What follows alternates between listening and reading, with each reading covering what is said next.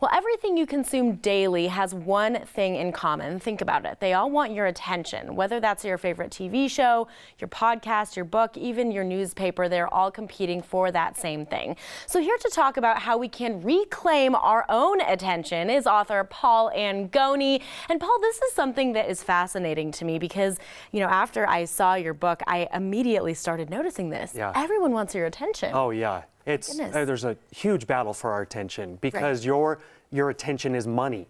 Time is money. Right. And so especially all the apps and everything, social media on the phone, it's gotten so strategic, so adept at just taking all the attention away from you. Right. So that's why I started writing this book, Listen to Your Day, because I felt like I was really struggling myself with focusing on things that are important, with feeling like I was living overly distracted. Yes, so that really is what brought you to decide, hey, I need to tell more people about, you know, how to get yourself out of that then? Yeah, I think every book I've written, it's pretty much started the same way. It feels like, man, I'm really failing at something. Yeah. And I need to figure out how to fix this. So then I do this deep dive and researching and writing, and then I start figuring out, you know, man, this is a problem for a lot of people, especially when it comes to something like social media addiction, cell phone addiction. Yes. You know, we're all spending on average about 5 hours a day looking at our phones. And if you do the math, that's about 15 years of our life. Whoa. That we will be staring at our phones, paying it our choice attention. Yeah. You know, it's like we're living for distractions. We used to live annoyed with distractions. Now we're living for distractions. And I knew that was a big problem for me. Yeah, well, and I feel like it's so consistent. I've noticed, you know, I'll get up to go to the restroom and I immediately grab my phone to come with me, and I'm constantly checking, and it's pretty bad. And I feel like if I'm doing it, other people must be doing it too. I call it the refresh generation. Yes. And that's what we're constantly doing, just refreshing, and it's become a reflex. Right. It's like we're Pavlov's dogs, you know, the bell's ringing, and we're running to answer that right away. But now, we used to only answer our phone when it was calling, when somebody was calling us, but now we're answering our phone when these phantom rings are happening, when it's not even making a sound. Yes. And so that's the whole point of the book, is try to get us aware of even catching ourselves from that reflex response to pull out my phone at any awkward, uncomfortable moment in my day, that I don't need to fill it with my phone, because what am I missing with living for this distraction all the time? That's huge. Do you have recommendations or advice for people to snap themselves out of this habit?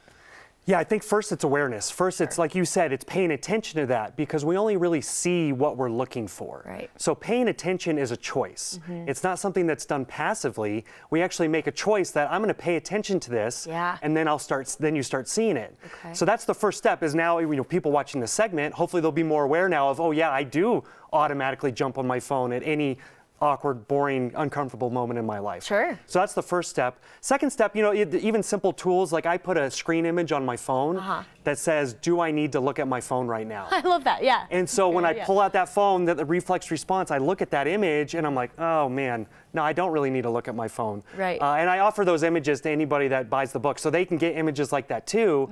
So simple steps like that can help. And there's lots of different tools available, you know, even just putting your phone in a different room, taking away all notifications, things like that to help kind of curb that addiction. Sure. Well, now this last minute or so here before we come back to you, I have to ask you about this smelly sponge brain. First of all, tell me a little bit about this, and why do you say that, you know, our minds resemble this kind of stinky sponge? Yeah, I had this metaphor, you know, that sponge in the sink that we have used far too much, and it's just always in the bottom, so it's always wet and it never really dries out, and then it smells. Yeah. And it's like, and we're still cleaning our dishes with this thing. Like, I don't think it's effective anymore, but we keep doing it. Yes. You know, I think the same applies to our brains, our minds. We never fully let our minds dry out. Okay. You know, dry out in silence, in peace, in stillness.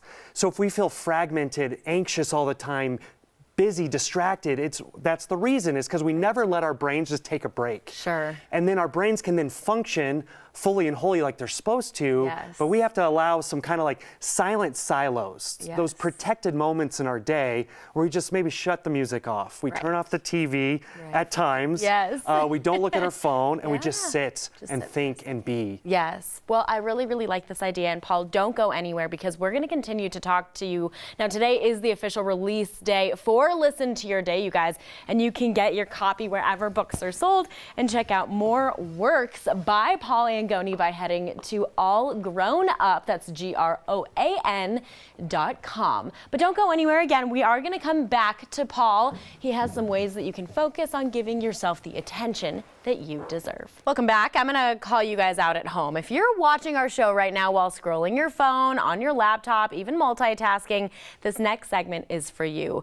Back to talk about how we can reclaim our own attention is author Paul Angone. And Paul, we were just talking about how even sitting here in our little host chair, usually we have an iPad and, you know, that's pulling our attention away. So it's constant. It's constant, and especially even in personal relationships. You know, I talk in many chapters about relationships, about connection, because I really feel like these distractions are blocking genuine connection. And it's such a paradox that we can connect globally with people from across the world, and yet we're missing the most important connections with our loved ones, with the people that we say we care about the most. Right. So even simple things like eye contact, body movement, your body positioning. But yeah, every time that you're sitting with somebody and you check your phone, basically you're telling them subconsciously, my phone is more important than you. Right, And I don't think that's the message we want to give to the people we say that we care and love the most. Right, I completely agree. Now, your latest book, Listen to Your Day, is actually being released today, which is so exciting. Congratulations. Yeah, thank you so much. This is your 5th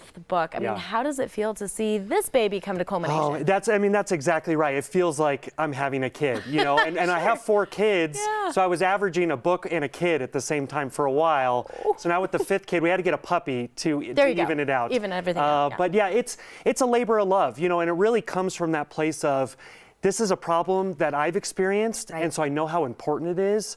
And then that gives me that energy and the ability to focus enough to really dive deep into a topic to say, you know, I really want to help other people who are going through something similar. Yes, definitely. I think this is huge. Now, you say we've become cultural escape artists, and you write about the death of awkward. I have to ask you about this. What do you mean by that, and why do you think awkward can actually be a good thing? Yeah.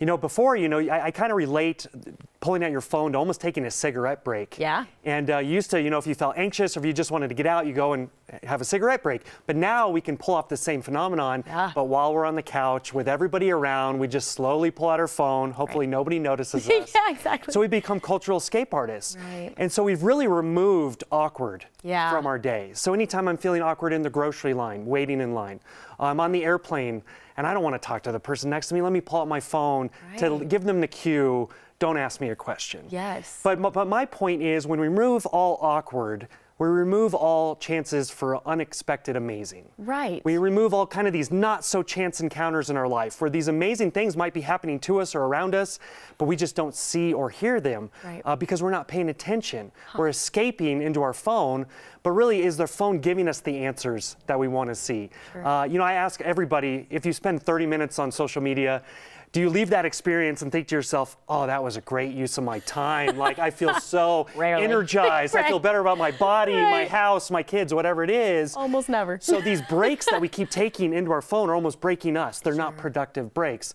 So sometimes we got to just be and sit and be awkward, and it's okay. Talk to the person next to you. You never know what could happen. Yes. I mean, you're talking about things that we do so regularly. I'll be brushing my teeth and I'm on my phone. Why do we do this? This is so fascinating to me. So I completely agree. Being awkward, I think, is such a great way to open up your life to new and exciting experiences. Now, how can we build deeper relationships and do a better job making new ones through engaging in these practices of being present, of feeling awkward, of paying attention? Yeah, and I lay out a lot of these in the book. You know, there's a lot of frameworks. The book's made to get messy too, so I ask a lot of questions. So as you're paying attention to what's important to you, you're writing these answers down. So I'm not just giving you the answers, I'm just giving you a framework so that you can see the answers for yourself. Love that. And one of those is with our relationships. You know, all love starts with paying proper attention to somebody. You know, that's why even people will say, can you stop and pay attention? Can you stop doing what you're doing? And again, we live such distracted, busy lives. I have 4 kids. I know what it's like.